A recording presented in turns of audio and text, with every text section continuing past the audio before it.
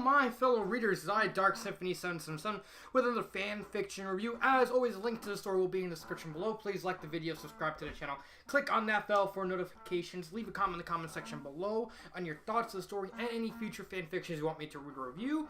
As always, this review is my opinion. My opinion is not indicative of everyone in the world.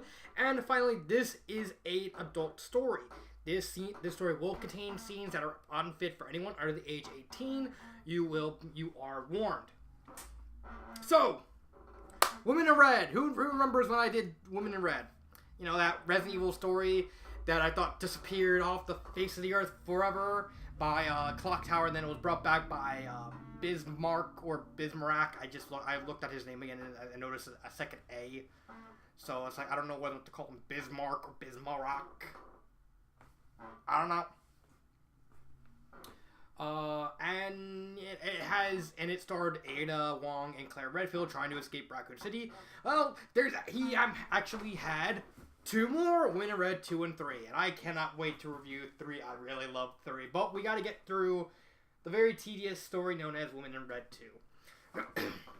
So let's get started. Women in Red 2, it takes place during the events of Code Veronica. Everyone who knows what Code Veronica is, it was a Resident Evil game created around 97, and it starred Claire Redfield on what's called Rockford Island. It was an island prison, and having to stop Alexia Ashford from destroying the world, so to speak. So, and fun fact, that game was actually supposed to be originally called Resident Evil 3, and then it got switched to Nemesis for some reason. I don't know why. They just said, "Hey, this game stars Jill Valentine. Great, we'll make that game Resident Evil 3. Wait, we already have call it something else." You know, something like that. Something like that. Sorry, I'm really thirsty. So the plot actually stars Claire in the jail cell, and then she finds out all the zombies are back, and the carpet bombing of Rockford Island, and then Ada saves her, and this is where we kind of get into the setting up for how the characters work in the story, because my main complaint of Women in Red 1 was we didn't really know the characters. We didn't know, it was too fast. The characters were a little lifeless. That's more due to the fact the story went on too fast, and looks like the first one was just the author trying to figure out what works. The author, he kind of figured out what works, but he kind of did it the wrong way. Because there's a lot of sex in the story. I'm not even joking. There's a lot of sex in the story. A lot. I think this actually has more sex scenes than Women in Red 3, and Women in Red 3 is way longer than this story. I just think there's more sex scenes. Excuse me. Stop making me burp. So, Claire's saved by Ada. They have sex. And then we kind of get into this inkling of what Ada's character is like. Finally, we got at least some sort of semblance of what the characters are like. But I'll talk more about that. So they journey throughout Rockford Island, and then they find Steve Burnside. Steve Burnside was a character exclusive to this game. Well, and Dark Side Chronicles, but Dark Side Chronicles is like, that part is just basically a retelling of Code Veronica. And so then you get into like some sort of like twisted kind of weird love triangle where Claire is trying to save them, and she's like, okay, I gotta save Steve, that'll kind of make me feel better about myself. And Ada is kind of misconstruing the entire situation, thinking that Claire has a crush on Steve. So Ada proceeds to constantly have sex with Steve to try and make her jealous. Yeah, I know, Ada's kind of a dick in the story. And so they deal with Alfred in drag. And then they're dragged into the Antarctica facility where Alexia is alive. Alexia is a dominatrix. Basically, I really like this version of Alexia. I think this version of Alexia more than Liberius's Enduring the Evil Alexia, because we kind of get more of her character here, while In Liberius's version of Alexia, she's kind of mostly a blank slate right now. That story is something in my throat. That story is kind of becoming kind of a group author collaboration thing. So we may see more of Alexia's character, if not through Liberius and other authors, depending on what happens. But I digress. That's beside the point. So Alexia kind of captured all three of them to kind of have to kind of torture them sexually and try to make them their slaves. Wesker comes out, completely gets bitch slapped by Alexia, just like the game, because, fun fact, Alexia actually beat the living daylights out of Wesker in Code Veronica. He could barely do anything. They did fight, and he got, a few blows, but he couldn't do nothing on her. Because, if I remember the lore right, the virus that Wesker has increases his speed and his strength, but Alexia gets very increased durability. She becomes a bullet sponge. She can tank literally a rocket if she wanted to. Which seems to be the kryptonite of a lot of villains in the Resident Evil series. When in doubt, just rocket launcher. And it pretty much takes a portable rail cannon to kill Alexia. That's pretty much how tough she was. That a rocket launcher didn't work on her. A rail cannon, yeah, that worked on her. And this was late 90s in the game. So it's rail cannons were very experimental, very dangerous. So the fact that it took that to finally off Alexia,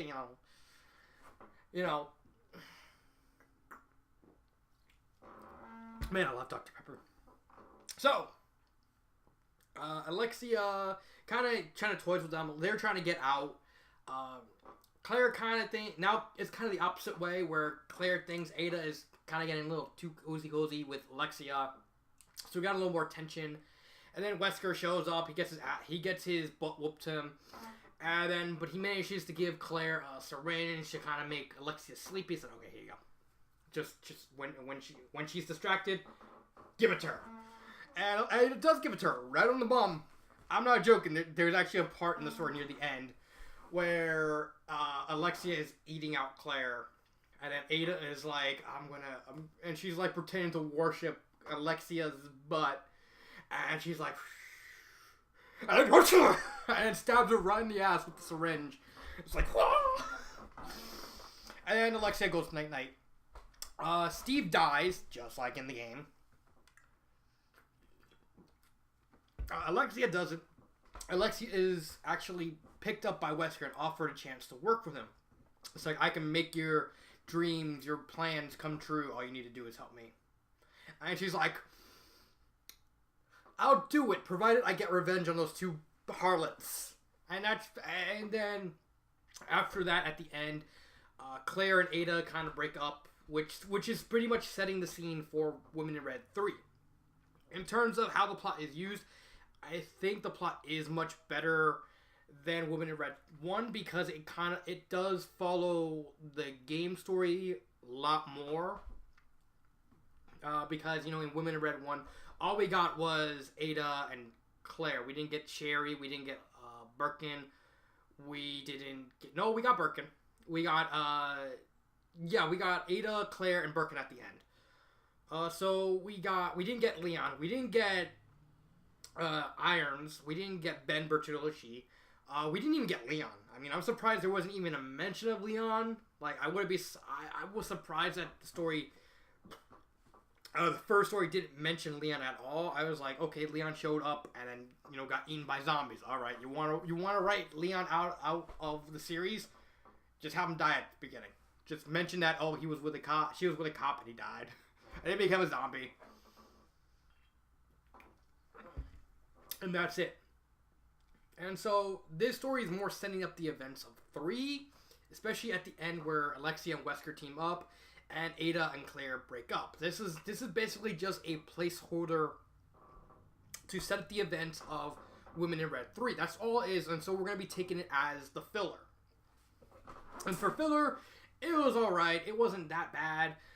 There were a lot of stuff that it was very slow in times, but but it was more faithful to the events of the game than Women in Red 1. Women in Red 1 was very, very, very fast. Like, you barely got anything at all outside of, the last couple scenes when they're fighting Birkin and then they, they have the sex and stuff like that.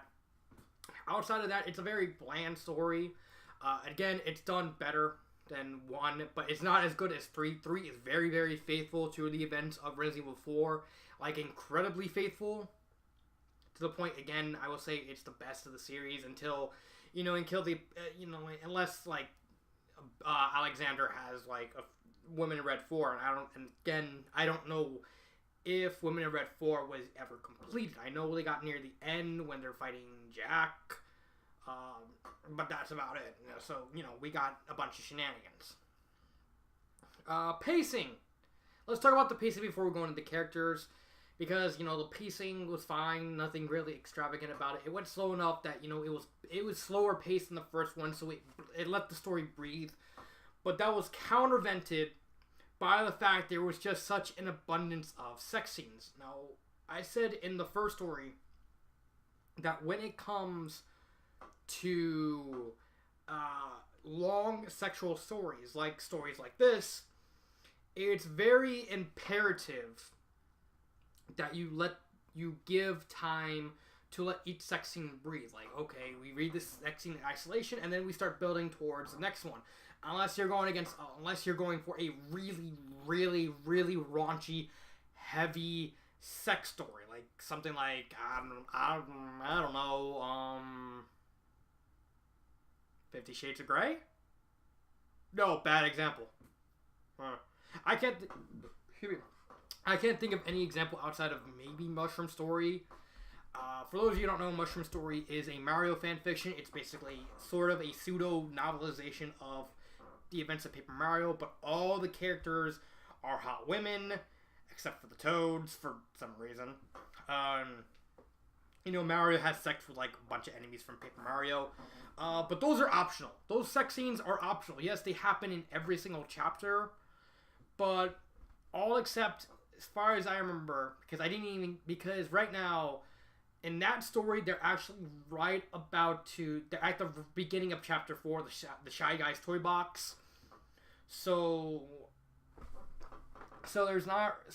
I only got to the beginning of chapter 2, which is Mount Rugged and the Dry Desert, and there was only 3 sex scenes you had to read. And that was the sex scene with Twink and Prince Peach, the sex scene with Goombaria and Mario, and then the last one being the foursome between Mario, Goombaria, Bombette, and I forgot what the Koopa's name is in this story. I can't remember, but they have a foursome. But there are sex scenes in every single chapter, but all of them are optional, except for those 3. And that's up until when I left off. So, there are sex scenes, but you can skip them. And the sex scenes are kind of spaced enough that you can, you have time to breathe. You have the time to breathe between them. But this story, compared to Women in Red 1 and Women in Red 3, is there's way too many sex scenes that you don't really get a time to let yourself get that euphoric high out of the way, and then you're just constantly getting that sexual appetite by constant sex scenes. Ada eating Claire out, Claire eating Ada out, Ada kind of riding on Steve, all the shenanigans with Alexia. It's just way too much. And I think out of all the stories, I think this one needs the most editing. Because with the first one, yeah, it was short, and same thing with the sex scenes, but at least the sex scenes, 1, they weren't so long, and 2, you at least had some time to breathe before getting to the next sex scene, because it was sex scene, and then one or 2 chapters non-sex scene, and then repeat. Well, this one was like sex scene, nothing, halfway through the second chapter, then sex scene again, then sex scene, then nothing, and a sex scene, and then nothing, sex scene. And then pretty much everything, as soon as they hit Antarctica, nothing but sex scenes. So it was really, really annoying, and it really detracted from the story. That's why I wanted to at least talk about the pacing first before the characters, because I just wanted to get that out of the way. It's just way too much. Way too much. And finally, characters. We have 4 characters this time, thank God. Claire. Claire is kind of the same. She's the only character that didn't really change because her character development comes from Women in Red 3, or if you want to count like the very end of Women in Red 2, she pretty much stays the same. She's the Claire Redfield we all know and love. Everyone, she's the good girl. She's the girl next door that everyone loves. Steve is basically the same guy. He's the guy who reminded me of me in the situation where you're on an island full of zombies, and you're like, I gotta get out of here. And then you meet these 2 hot girls. I'm like, okay, will you help me? And then you get roped into having sex with them, like all the time. And he's like, I just want to go home. I just want to go. I just want to go home. I just want to go. That's Steve's character in the story. He just wants to go home because he's tired of all these sexual shenanigans with Claire and Ada. It's like, and he wants to leave. And, he dies. I really wish he should not have died because I really think he would have been a hilarious contrast with everyone. He would have been like the guy that represent the readers is like, why are you having sex in this situation? Come on! Do something else. Come on. He's a bad guy. Shoot him. You have a gun? Shoot him. No, don't give him a beat. Shoot him. I think Steve should have just been alive, just to represent the same guy commenting on the wacky shit happening. That's my opinion. It's optional if you want to keep him there or not. That's fine. That's fine. Ada is the one who kind of goes through the development most of all, because we kind of get into her mind over the situation of what's happening. So her kind of relationship with Claire was murky in Women in Red 1, mainly due to the rushed nature, so we don't really know why Ada is kind of behaving the way she is. She does kind of act like Ada, but it's kind of really, really weird and kind of confusing over, with nothing really to latch onto. We don't know why Ada is doing things she does. In this story, we find out why she's acting the way she does. And that's because she's convinced herself that because of her job as an espionage agent, she can't really fall in love, and so she just goes around getting like a partner once in a while to get as like a sexual favor, like a quick flick. And so she was using Claire for the same thing, except it kind of turned into a mutual deal thing with Claire and Ada. I scratch my back, you scratch I scratch your back, you scratch my back deal, where Ada kind of uses Claire to help her out and get her rocks off, while in response, Ada helps Claire look for her brother Chris. It's fine, and she really hates, and she's convinced that Claire fall in love with Steve because Steve does in fact have a crush on Claire in the events of Code Veronica. That's actually canon. In fact, if you actually played the game and it kind of read between the lines, the only reason why Steve didn't kill Claire is because his feelings for Claire kind of overrid the virus at the very last second and kind of saved her life to the point, she was able to kill him despite the fact, she didn't want to.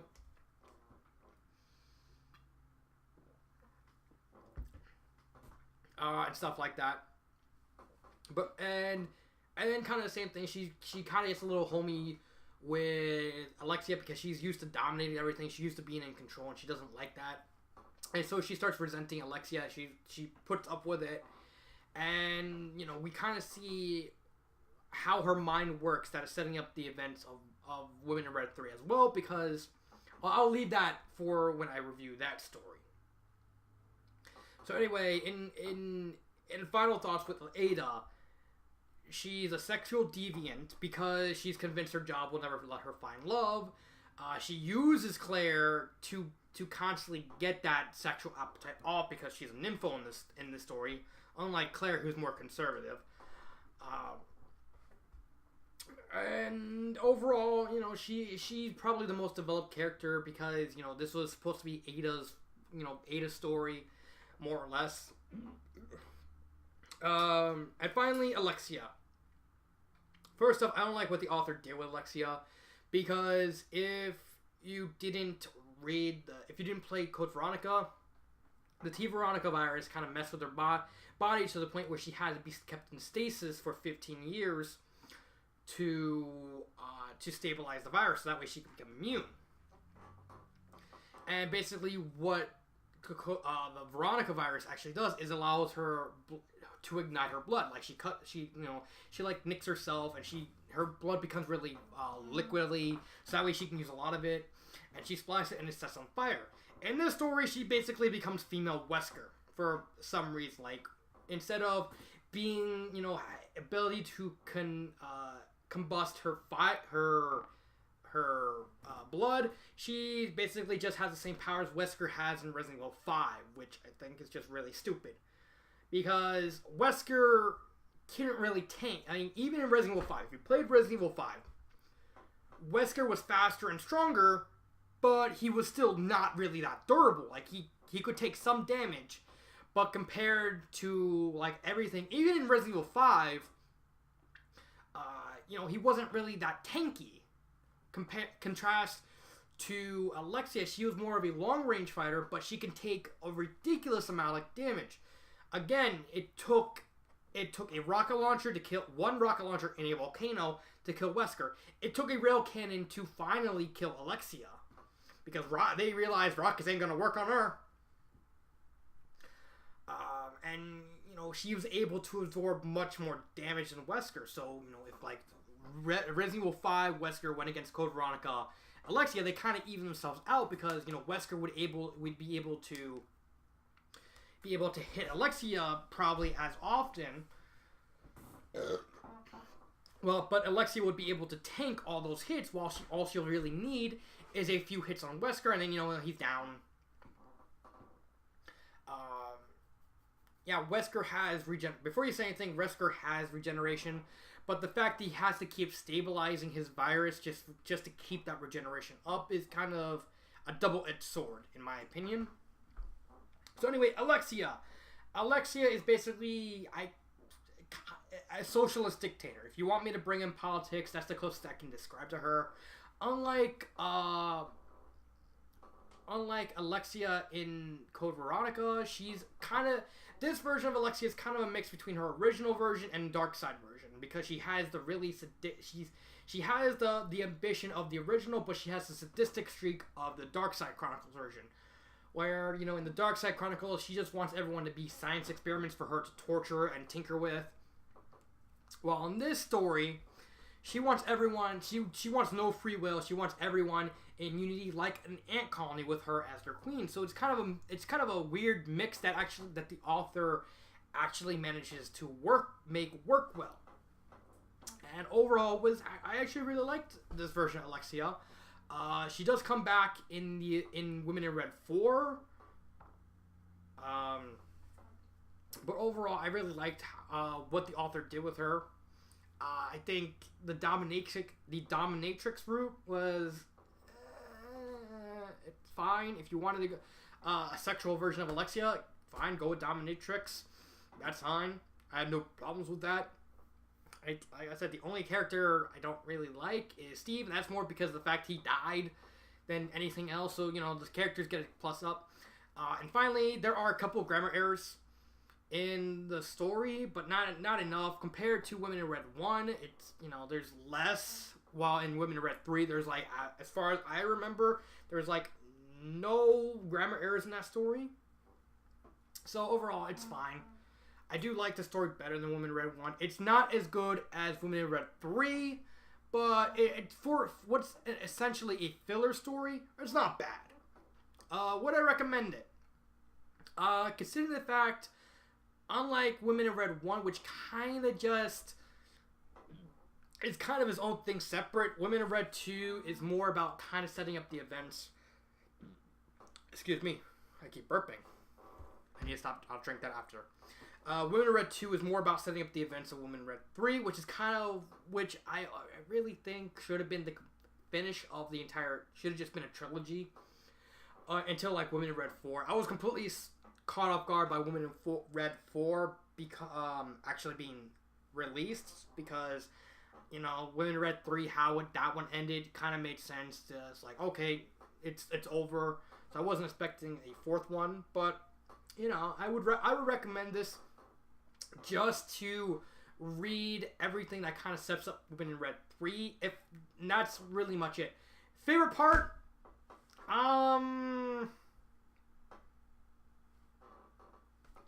Ada stabbing Alexia in the ass with a syringe. If only because that's actually pretty unintentionally hilarious. Other than that, this is like, it doesn't really have any memorable moments. Women in Red 3 had tons of memorable moments. Women in Red 1, it had at least a little tenseness at the end with them being chased by Birkin. This one has like no memorable moments, like nothing. And overall, I really did like the story. Again, it's not as good as Women in Red 3. That's the one I can't wait to review. And I cannot wait to have a great time with that. So, this is Dark Symphony 777, and